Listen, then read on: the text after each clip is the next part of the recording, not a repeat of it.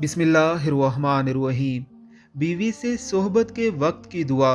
नबी अकरम सल्लल्लाहु अलैहि वसल्लम ने फरमाया, जब तुम में से कोई अपनी बीवी से सोहबत करे तो कहे बिस्मिल्लाहि अल्लाहुम्मा जन्निबना शैताना व जन्निबिश शैताना मा रज़क़तना।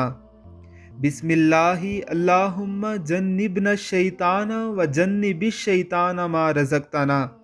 अल्लाह के नाम के साथ, ए अल्लाह हमें शैतान से बचा और शैतान को इससे दूर रख जो तू हमें अता फरमाए।